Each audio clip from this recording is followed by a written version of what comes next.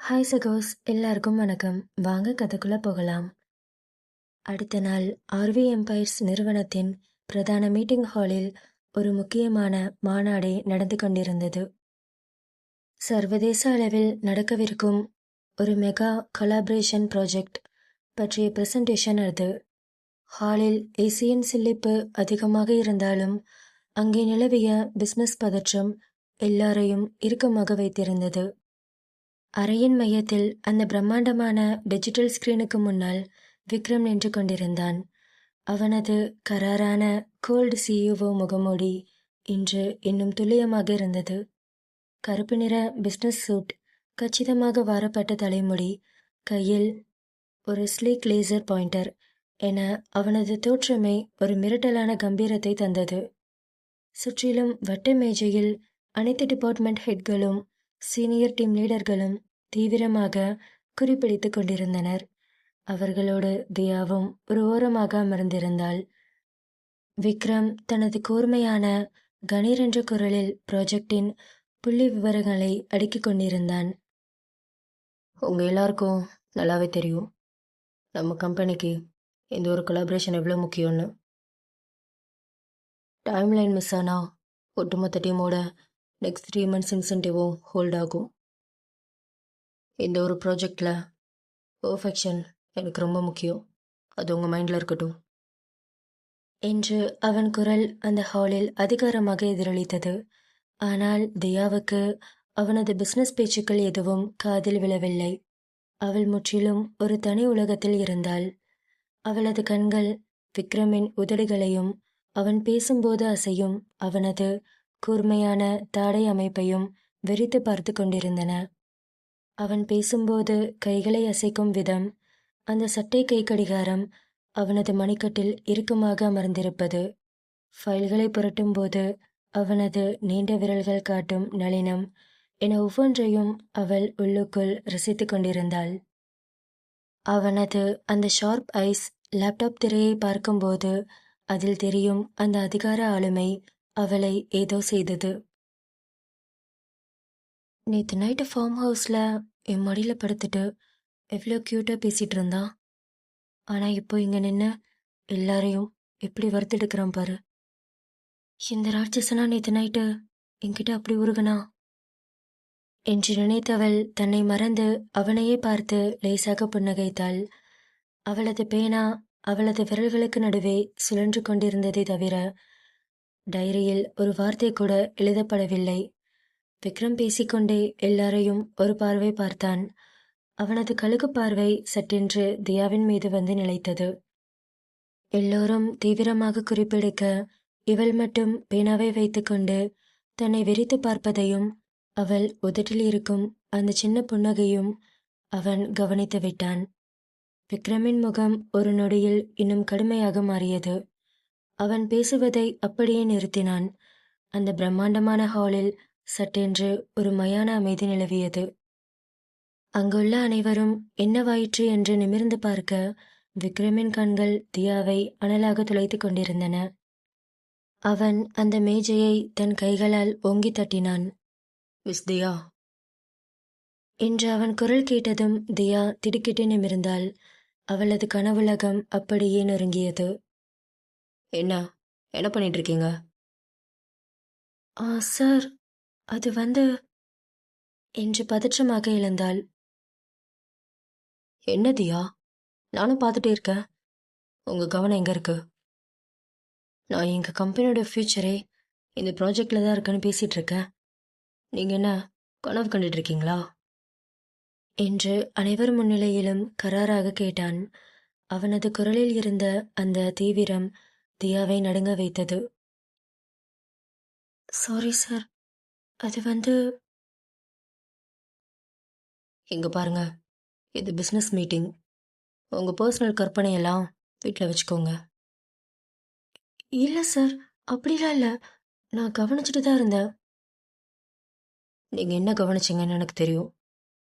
இவ்வளோ தூரம் பேசியிருக்கேன், நான் சொன்ன ஒரு பாயிண்டாவது நீங்கள் நோட் பண்ணீங்களா? அது வந்து இல்லை சார், நான் மைண்டில் நோட் பண்ணிட்டு தான் இருந்தேன். என்ன மைண்ட்லையா? என்ன ரொம்ப புத்திசாலித்தனமாக ஆன்சர் பண்ணுறோன்னு நினப்பா? இங்கே பாருங்க தியா, உங்களுக்கு மீட்டிங்கில் உட்கார பிடிக்கலனா நீங்கள் தாராளமாக வெளியே போகலாம். ஒன்று புரிஞ்சுக்கோங்க, இந்த ஆர்விஎம் பயிர்ஸில் வேலை பார்க்கணுன்னா 100% ஃபோக்கஸ் வேணும். புரியுதா? என்று வார்த்தைகளால் அவளை சாடினான். அங்கிருந்த சக ஊழியர்கள் அனைவரும் தியாவையே பார்க்க அவளுக்கு அவமானத்தில் முகம் சிவந்தது. நேற்று இரவு அவளோடு அத்தனை நெருக்கமாக இருந்தவன் இன்று அனைவர் முன்னிலையிலும் இப்படி துறி கூட இரக்கமில்லாமல் திட்டுவதை அவளால் தாங்கிக் கொள்ள முடியவில்லை. ஐம் ரியலி சாரி சார், இனிமே ஃபோக்கஸ்டாக இருப்பேன் என்று தன் தலையை குனிந்து கொண்டு தழுதழுத்த குரலில் சொல்லிவிட்டு அமர்ந்தாள். விக்ரம் மீண்டும் ஒரு முறை அவளை எச்சரிப்பது போல பார்த்துவிட்டு, ஓகே, லெட்ஸ் கண்டினியூ என்று பிரசன்டேஷனை தொடர்ந்தான். அந்த மீட்டிங் மீண்டும் சூடு பிடிக்க தொடங்கியது.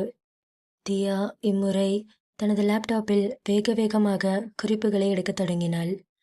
ஆனால் அவள் மனதிற்குள் கோபம் எரிமலை போல கொதித்தது.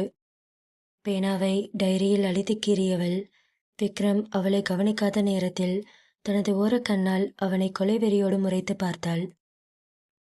இருடா, உன்னை நைட்டு கவனிச்சுக்கிறேன். ஆஃபீஸில் சிஇஓன்னு ரொம்ப தான் திமிர் காட்டுற. தனியாக வருவேல, அப்போ இருக்கு உனக்கு என்று மனதிற்குள் வஞ்சனம் பூண்டபடி அவனது ஒவ்வொரு அசைவையும் இம்முறை கோபத்தோடு கண்காணிக்க தொடங்கினாள். விக்ரமோ அதை உணர்ந்தும் உணராதது போல தனது அதிகார ஆட்டத்தை தொடர்ந்து நடத்தி கொண்டிருந்தான். மீட்டிங் ஹாலின் அந்த இறுக்கமான அமைதி மேலும் ஒரு அரை மணி நேரம் நீடித்தது. விக்ரமின் ஒவ்வொரு வார்த்தையும் சாட்டையடி போல விழுந்து கொண்டிருக்க தியா தனது அவமானத்தையும் கோபத்தையும் அடக்கிக் கொண்டு குறிப்புகளை எழுதி குவித்தாள். அவளது ஓரக்கண்ணின் கூர்மையான பார்வை விக்ரமை சுட்டெரிப்பது போல் அவ்வப்போது பாய்ந்தது. விக்ரமோ அதை முழுமையாக உள்வாங்கிக் கொண்டே தனது கோல்ட் சிஇஓ முகமூடியை ஒரு துளி கூட கலைக்காமல் பிரசன்டேஷனை இறுதி கட்டத்திற்கு எக்கச்சக்கமான கெத்துடன் கொண்டு வந்தான். கடைசி ஸ்லைடை திரையில் காட்டிவிட்டு விக்ரம் லேசர் பாயிண்டரை அணைத்து மேஜை மீது வைத்தான். கோட்டின் பட்டனை லேசாக கழற்றிவிட்டு அந்த அறையில் இருந்த ஒட்டுமொத்த டீம் ஹெட்களையும் தனது காந்த பார்வையால் ஒரு சுழற்று சுழற்றினான். So that's the end of the presentation. இந்த கொலாபரேஷன் சாதாரணமானது கிடையாது. நியூயார்க்கில் இருக்கிற one of the biggest mega corporate company கூட நம்ம கை கோர்க்க போகிறோம். ஆர்விஎம் பயிர்ஸோட அடுத்த 10 வருஷத்து க்ரோத் இந்த ஒரு டீலில் தான் இருக்குது. ஸோ நான் முன்னாடியே சொன்ன மாதிரி எந்த ஒரு சின்ன மிஸ்டேக்கும் நான் டாலரேட் பண்ண மாட்டேன். நெக்ஸ்ட் வீக்குள்ள எல்லா டிபார்ட்மெண்ட் ஃபைல்ஸும் என் டேபிளுக்கு வந்திருக்கணும் என்று கராரான குரலில் அந்த மீட்டிங்கை முடித்தான். அங்கிருந்த அத்தனை அதிகாரிகளும் எஸ் சார், ஷியோர் சார் என்று தலையசைத்தனர். விக்ரம் அத்தோடு நிறுத்தவில்லை. மேஜையின் மீது இரு கைகளையும் ஊன்றி உடம்பை லேசாக முன்னோக்கி வளைத்து மீண்டும் ஒரு பிஸ்னஸ் டோனில் பேசத் தொடங்கினான். அப்புறம் இந்த ப்ராஜெக்டோட ஃபைனல் அக்ரிமெண்ட் சைன் பண்ணுறதுக்காக நெக்ஸ்ட் வீக் நான் பர்சனலாக நியூயார்க் போகிறேன் என்று விக்ரம் நியூயார்க் போகிறான் என்ற செய்தியை கேட்டதும் தியா நிமிர்ந்து பார்த்தாள். அவளது கோபம் ஒரு நிமிடம் தணிந்தது. என்ன, நியூயார்க் போகிறானா? அப்போ அடுத்த வாரம் இந்தியாவில் இருக்க மாட்டானா? நம்ம விக்ரமை பார்க்க முடியாதா என்ற ஏக்கம் அவளது கண்களில் லேசாக எட்டி பார்த்தது. ஆனால் விக்ரமின் அடுத்த அதிரடி அந்த ஹாலையே அதிர வைக்கப் போகிறது என்பதை அவள் எதிர்பார்க்கவில்லை. விக்ரம் மெதுவாக நிமிர்ந்து நின்று தனது பாக்கெட்களில் கைகளை விட்டுக்கொண்டு நேராக தியாவின் கண்களை பார்த்தான். அந்த பார்வையில் அனல் பறக்கும் தீவிரமும் அதே சமயம் யாருக்கும் தெரியாத ஒரு அந்தரங்க வெறியும் கலந்திருந்தது. தியாவின் இதழ்களையும் அவளது மார்பின் வளைவுகளையும் தனது கண்களாலேயே தீண்டுவது போல் ஒரு நொடி உற்று பார்த்தவன் தனது கணீர் என்ற குரலில், இந்த நியூயார்க் ட்ரிப்பில் நம்ம டீம்ல இருந்து ஒருத்தரை கூட வர போறீங்க என்று சொல்லி ஒரு நொடி நிறுத்தி தியாவை பார்த்தபடி, எஸ், உங்கள் எல்லாருக்கும் தெரிஞ்சிருக்கும், மிஸ் தியாவும் என் கூட வராங்க என்று விக்ரம் கூற, விக்ரமின் அருகில் இருந்த சீனியர் மேனேஜர், ஆனால் சார், தியாவை விட சீனியர் ஸ்டாஃப் நிறைய பேர் இருக்காங்க. இவ்வளோ பெரிய ப்ராஜெக்ட்னு சொல்கிறீங்க, வேற யாராச்சும் சீனியர் ஸ்டாஃப் கூட்டிகிட்டு போகலாமே என்று அவர் கூற, விக்ரம் ஒரு அலட்சிய புன்னகையுடன் தனது மேனேஜரை பார்த்து, என்ன சார் நீங்கள், எங்கள் சீனியர் ஜூனியராக முக்கியம், டேலண்ட் தான் முக்கியம். உங்கள் எல்லாருக்கும் தெரியும் தியாவுடைய டேலண்ட். லாஸ்ட் இயர் நம்ம சக்ஸஸ்க்கு காரணமே தியா தானே. என்ன கொஞ்சம் சட்டை பிடிச்ச பொண்ணு, ஆனால் அவங்க ஒர்க்கில் எவ்வளோ எஃபர்ட் போடுவாங்கன்னு உங்கள் எல்லாருக்கும் நல்லாவே தெரியும். அது மட்டும் இல்லை, இந்த ப்ராஜெக்டுடைய கிரவுண்ட் ஒர்க்கை முழுசாக டிஸ்கஸ் பண்ணி ஹேண்டில் பண்ண போகிறது தியா தான். அதுக்கு நீங்கள் எல்லாரும் தியாவுக்கு முழுசாக கோஆப்ரேட் பண்ணணும் என்று அதிகாரப்பூர்வமாக அறிவித்தான். தியாவுக்கு என்ன பேசுவதென்றே புரியவில்லை. அனைவர் முன்னிலையிலும் தன்னை திட்டி தீர்த்த அதே வாயால் இப்போது பாராட்டி தள்கிறான் என்று அவளால் நம்ப முடியவில்லை. அவளது உடலுக்குள் ஒரு விசித்திரமான நடுக்கமும் ஒரு தகிக்கும் சிலிர்ப்பும் ஒன்றாக ஊடுருவியது. விக்ரம் உடனே தனது பிஏவை கூர்மையாக பார்த்தான். பிரகாஷ், நெக்ஸ்ட் வீக் நியூயார்க் போகிறதுக்கு எனக்கும் மிஸ் தியாவுக்கும் சேர்த்து பிஸ்னஸ் கிளாஸ் டிக்கெட்ஸ்லாம் புக் பண்ணிடுங்க. அண்ட் ஹோட்டல் புக்கிங்ஸ்லேருந்து எல்லாமே அப் டு டேட்டில் இருக்கணும். Any doubts? நோ சார், இன்னைக்கு ஈவினிங்குள்ளே டிக்கெட்ஸ்லாம் கன்ஃபார்ம் ஆயிரும் என்று பிஏ பிரகாஷ் பயபக்தியுடன் கூறினார். ஓகே, மீட்டிங் இஸ் ஓவர், எல்லாரும் கிளம்பலாம் என்று விக்ரம் சொல்ல அனைவரும் ஃபைல்களை எடுத்துக்கொண்டு வெளியேறத் தொடங்கினர். தியா மேஜையின் மீது கைகளை ஊன்றி மெதுவாக எழுந்தாள். அனைவரும் வெளியே போய்க் கொண்டிருக்கும்போது விக்ரம் தனது கரன்சி நோட்டை போல பளபளக்கும் அந்த பார்வையால் தியாவை செங்குத்தாக அளவெடுத்தான். அவள் அழகில் விக்ரமின் பார்வை சில நொடிகள் தங்கி மீண்டது. மீட்டிங் ஹாலை விட்டு ஒவ்வொருவராக வெளியேறி கொண்டிருக்க தியா தன் ஃபைல்களை அவசரமாக அடுக்கிக் கொண்டு அங்கிருந்து நடந்தாள். ஹாலுக்கு வெளியே இருந்த அந்த பெரிய காரிடாரில் சில பெண் ஊழியர்கள் குழுவாக நின்று தியாவை பார்த்து கிசுகிசுக்க தொடங்கினர். என்னடி இது, எப்போ பார்த்தாலும் விக்ரம் சார் இந்த தியாவையே எங்கே போனாலும் கூட்டிகிட்டு போகிறாரு.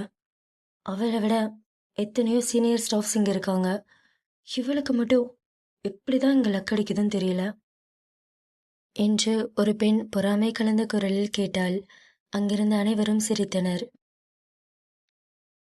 அது ஒன்றும் இல்லடி, அதுக்கெல்லாம் தனி டேலண்ட் வேணும்.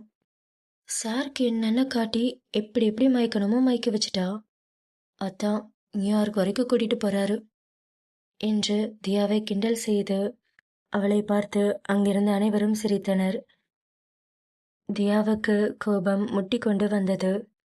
இருப்பினும் தன் கோபத்தை அடக்கிக் கொண்டு அங்கிருந்து அமைதியாக வேகமாக நடந்து சென்றாள். என்னடி இது, இவ்வளோ கோவமா போறா? ஆனா ஒன்று, இவங்க ரெண்டு பேத்துக்குள்ள சம்திங் ஏதோ ஒன்று இருக்கு. ஏண்டி, நான் தியாவை விட அழகா தானே இருக்கேன். என்னை அந்த விக்ரம் சார் ஒரு நாள் கூட திரும்பி பார்க்க மாட்டாரு. ஆனா இவளை என்னதான் திட்டி தீர்த்தாலும் கண்ணு ஃபுல்லாக தியா மேலே தாண்டி இருக்கும். நான் நிறைய டைம் கவனிச்சிருக்கேன். கரெக்டு தாண்டி, என்ன பண்ணுறது, இங்கே இருக்கிற அத்தனை கேர்ள்ஸ்க்கும் விக்ரம் சார் மேலே அவ்வளோ க்ரஷ் இருக்கு. ஆனால் தியா தான் கொடுத்து வச்சவ, எங்கே போனாலும் கூடயே போகிறா. ஆனால் தியா டேலண்டான பொண்ணு தாண்டி. சாரே சொன்னார் பார்த்தியா, ஒருவேளை அந்த டேலண்ட்ல அவர் விழுந்துட்டாரோ. எது எப்படியோ ரெண்டு பேத்துக்கும் தான் வெளிச்சோம். சரி வாங்க போலாம் என்று அனைவரும் தியாவை கிண்டல் செய்தவாறு அங்கிருந்து நடந்து சென்றனர். நேரம் அப்படியே கடந்தது. ஆர்வி குரூப் ஆஃபீஸின் வேலை நேரம் முடிந்து மெல்ல மெல்ல ஊழியர்கள் அனைவரும் கிளம்ப தொடங்கினர். அந்த பிரம்மாண்டமான கார்ப்பரேட் பில்டிங் முழுக்க அமைதி ஆக்கிரமிக்க தொடங்கியது. ஆஃபீஸ் முடிந்து அனைவரும் கிளம்பிய அந்த தருணத்தில் 20வது மாடியில் இருந்த அந்த தனிப்பட்ட விஐபி லிஃப்ட்டுக்குள் விக்ரமும் தியாவும் மட்டும்தான் இருந்தனர். தியா லிஃப்டில் இருந்த அந்த பெரிய கண்ணாடியில் தன் கலைந்த முடியை சரி செய்து கொண்டே முகத்தை சுருக்கி விக்ரமை முறைத்தாள். ஓய், நடி முறைக்கிற? சும்மா சொல்லக்கூடாது. முறைச்சா கூட மூடு வைக்கிற மாதிரி தான் இருக்க என்று அவன் தியாவை நெருங்க, ஹலோ ஸ்டாப், எதுக்கு இப்போ கிட்ட வர? அந்த லிஃப்ட் பட்டனை ப்ரெஸ் பண்ணிட்டு 2 அடி தள்ளியே நில்லு. என்ன, 2 அடி தள்ளி நிற்கணுமா? ஏய், எதுக்குடி இவ்வளோ பெரிய தண்டனை? அதான் இங்கே யாரும் இல்லையே. ஆமாம், இங்கே யாரும் இல்லைதான். ஆனால் காலையில் மீட்டிங் ஹாலில் அத்தனை பேர் முன்னாடி என்னை இவ்வளோ இன்சல்ட் பண்ண? ஏ பைத்தியக்காரி, மீட்டிங் ஹாலில் அத்தனை பேர் இருக்கும்போது என்னை திங்கிற மாதிரி பார்த்துட்டு இருந்த. அதான் உன்னை டைவர்ட் பண்ணலாம் தான் அப்படி திட்டினேன், வேற ஒன்றும் இல்லடி. சும்மா நடிக்காத. ஏய் சத்தியமாடி, எவனா பார்த்துருந்தா? ஆமாம், மேடம்க்கு என்னாச்சு? அத்தனை பேர் முன்னாடி உன்னையும் மறந்து என்னையே பார்த்துட்டு இருந்த. உண்மையை சொல்ல, என் லிப்ஸை தானே பார்த்துட்டு இருந்த. என்ன, ஏதாச்சும் வேணுமா என்று கூறியபடி லிஃப்டின் கிரவுண்ட் ஃப்ளோர் பட்டனை அழுத்தினான் விக்ரம். லிஃப்ட் மெதுவாக கீழே நகரத் தொடங்கியது. அடுத்த நொடி அவன் சட்டென்று தியாவின் பக்கத்தில் அவளது மூச்சுக்காற்று தன் மேல் படும் அளவிற்கு மிக நெருக்கமாக வந்தான். அவனது கண்கள் அனலாக அவளை ஊடுருவின. தியா அவனது அகன்ற நெஞ்சில் தன் இரு கைகளையும் வைத்து லேசாக தள்ளி நிறுத்தினாள். விக்ரம் ஸ்டாப், நான் இன்னும் பேசி முடிக்கல. மீட்டிங்கில் என்னடானா நீ திட்டுற? ஹாலுக்கு வெளியே இங்கே இருக்கிற கேர்ள்ஸ் எல்லாரும் என்னை பற்றி ரொம்ப அசிங்கமாக பேசுகிறாங்க. என்னடி சொல்கிற? அவங்க என்ன பேசுனாங்க? அதுவா, உன்னை அப்படியே அதை எதுன்னு காட்டி நான் மயக்கி உன்னைய பாக்கெட்டுக்குள்ளே போட்டுக்கிட்டேனா என்று அவள் கூற விக்ரம் குறும்பாக சிரித்தான். என்ன, பாக்கெட்டுக்குள்ளையா? முன் பாக்கெட்டா பின் பாக்கெட்டா என்று அவன் கை தியாவின் பாக்கெட்டை நோக்கி நகர தியா அவன் கையை பிடித்து நிறுத்தி தடுத்தாள். டேய், என்னடா பண்ணிட்டு இருக்க? அங்கெல்லாம் அதுக்கு தொடுற? உனக்கு என்னடி பிரச்சனை? ஆனா அந்த கேர்ள் சொன்னது கரெக்டு தானே? என்ன கரெக்டு? ஆமா, நீ தான் என்னை மயக்க வச்சிருக்கே. உட்கான்னு உன் லிப்ஸ் எல்லாம் காட்டி என்னை மயக்கிட்டேல, மாயக்காரி. உன் மேலே மயங்கி கிடக்கேண்டி, கிறங்கிட்டேன். என்னால் எந்திரிக்க முடியல. என்னடி பண்ண? என்ன என்னை இப்படி தவிக்க வர்ற? உனக்கு புரியுதா இல்லையாடி? ஒவ்வொரு செகண்டும் என்னை சாகடிக்கிற. எனக்கு எப்போ விடுதலை கிடைக்கும்? விக்ரம், என்ன இது ஒரு மாதிரி பேசுற? இங்க பாருங்க, இதோ ஆஃபீஸ், அதனால கொஞ்சம் ப்ரொஃபஷ்னலாக இருங்க மிஸ்டர் சிஓ என்று மூச்சிறைக்க கூறினாள். விக்ரம் அவளது மிரட்டலை ஒரு பொருட்டாகவே மதிக்கவில்லை. அவனது உதடுகளில் ஒரு அழகான புன்னகை அரும்பியது. மின்னல் வேகத்தில் அவளது 2 கைகளையும் மேலே தூக்கி அவளது உடலை அந்த லிஃப்ட் சுவரோடு சேர்த்து அப்படியே லாக் செய்தான். அவனது முகமும் உடலும் அவளோடு ஒரு நூல் இடைவெளி கூட இல்லாமல் ஒட்டி கொண்டது. தியாவால் நகரக்கூட முடியவில்லை. என்ன, ப்ரொஃபஷ்னலா? இப்போ இந்த லிஃப்ட் 10th ஃப்ளோரில் இருக்கு. 10th ஃப்ளோரில் இருந்து கிரவுண்ட் ஃப்ளோர் வர்ற வரைக்கும் அந்த 60 செகண்ட் நான் சிஇஓ கிடையாது, உன்னோட விக்ரம் டி. என்னால் எப்படி ப்ரொஃபஷ்னலாக இருக்க முடியும் என்று அவள் முகத்திற்கு மிக அருகில் வந்து தன் இதழ்களின் சூட்டை அவளது முகத்தில் இறக்கினான். தியாவுக்கு மூச்சு வாங்கியது.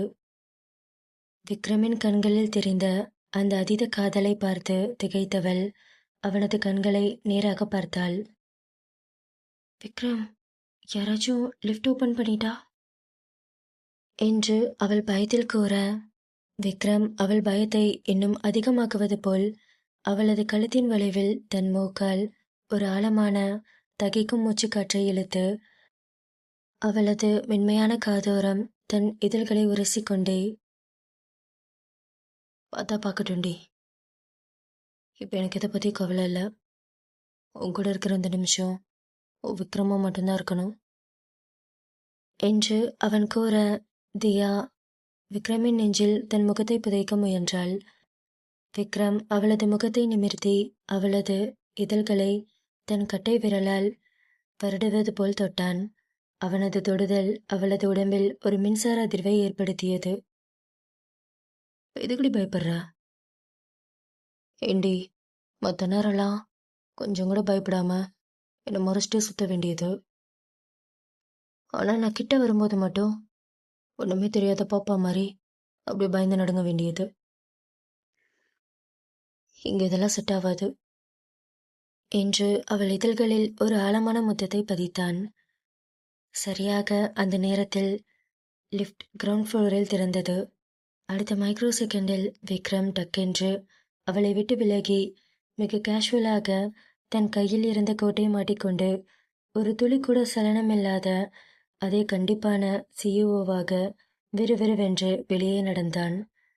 தியா அப்படியே லிப்ட் சுவரில் சாய்ந்து வேகமாக மூச்சு வாங்கி நின்று கொண்டிருந்தாள்.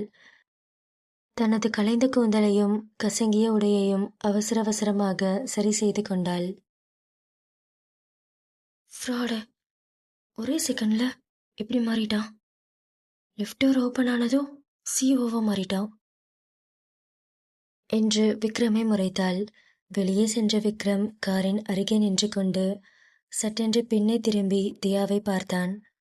அவளை மட்டுமே உருக வைக்கும் அந்த பழைய குறும்பு பார்வையோடு அவளை பார்த்து ஒரு கண்ணடித்து, அப்புறம் ஃபைலை மறந்துடாத, குட் நைட் என்று சொல்லிவிட்டு தன் காரில் ஏறி பறக்க, தியா தன் உதட்டை கடித்து அவனது அந்த அசாத்தியமான காதலை நினைத்து தனக்குள்ளேயே செல்லமாக சிரித்து கொண்டாள்.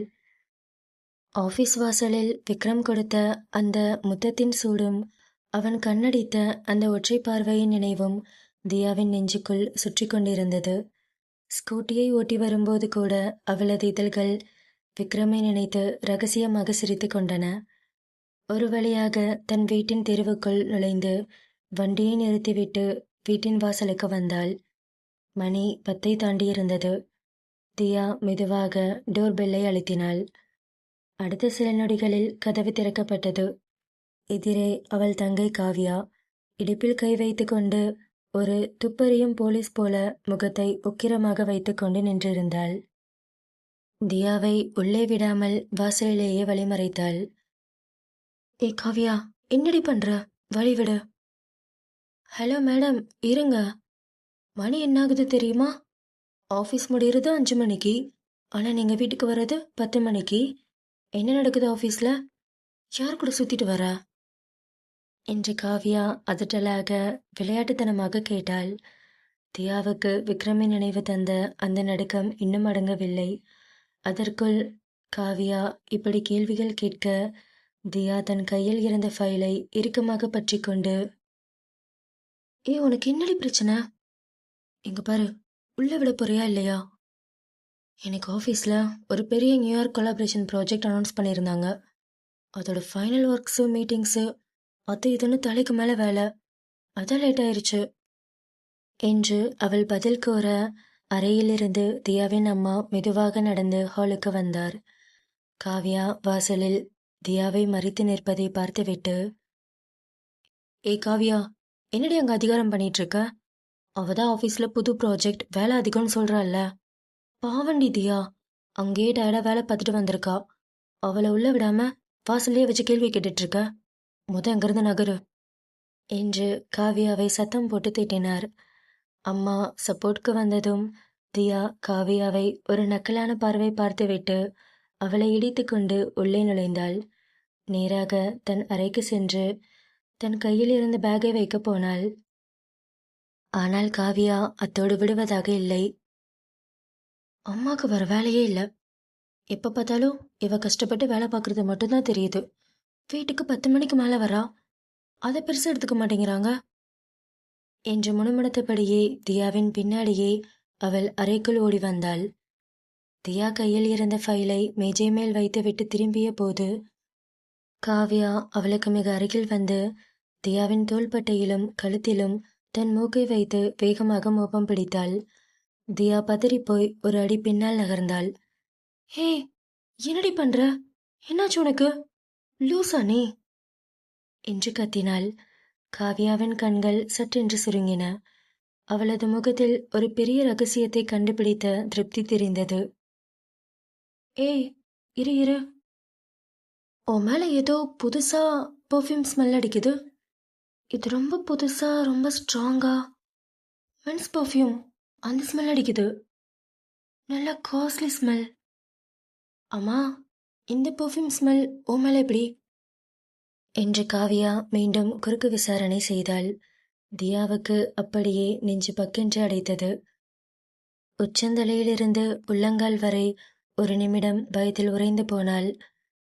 ஏனென்றால் சரியாக ஒரு 10 நிமிடத்திற்கு முன்னால்தான் லிஃப்டிற்குள் விக்ரம் அவளை சுவரோடு சேர்த்து லாக் செய்து அவளது கழுத்தின் வளைவில் முகம் புதைத்து அந்த ஆழமான தகிக்கும் முத்தத்தை கொடுத்திருந்தான்.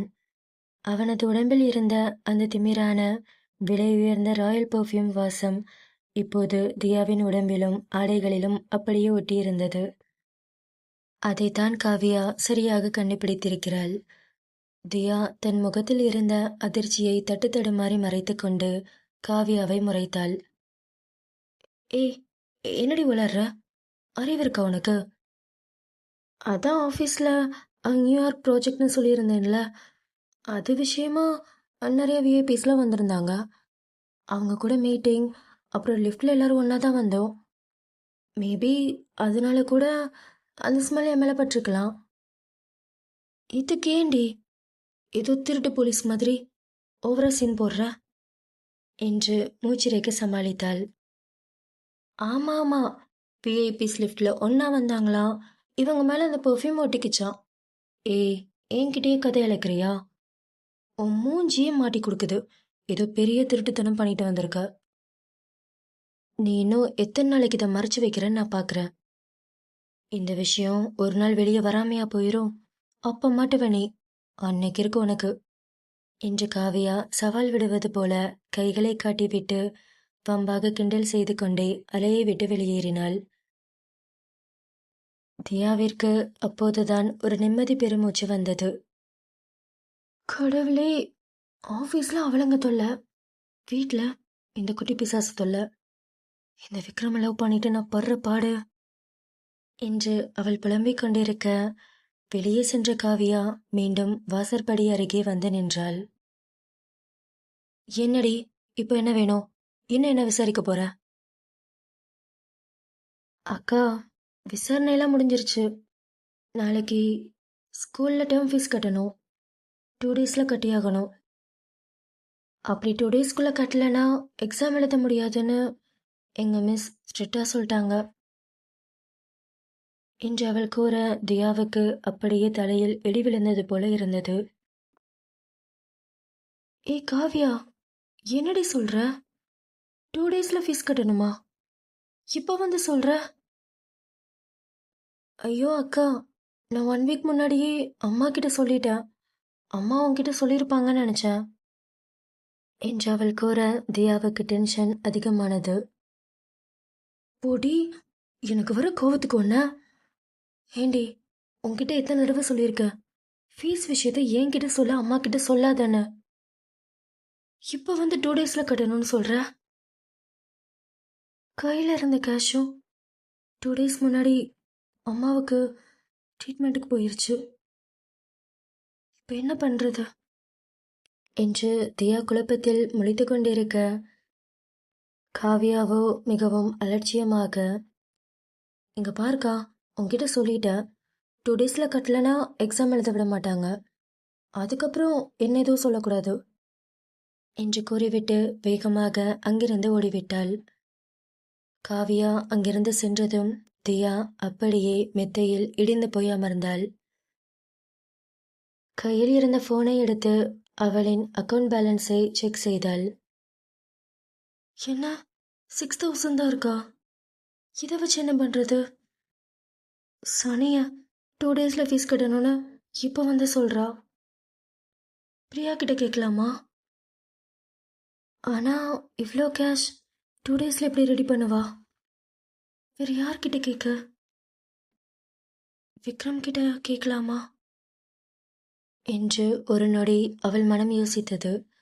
விக்ரமிற்கு இந்த பணம் வெறும் தூசு என்பது அவளுக்கு நன்றாக தெரியும். ஆனால் இவளது சுயமரியாதை அவளை தடுத்தது. வேணாம், ஏற்கனவே ஆஃபீஸில் எல்லாரும் என்னை பற்றி தப்பாக பேசுகிறாங்க. இதில் அவன்கிட்ட காசு வாங்கி என்னோட லவ்வை பணத்துக்காக யூஸ் பண்ணுற மாதிரி ஆயிடக்கூடாது என்று நினைத்து அந்த எண்ணத்தை உடனடியாக கைவிட்டாள். தியா சற்று கவலையோடு அந்த படுக்கையில் புரண்டு கொண்டிருந்தாள்.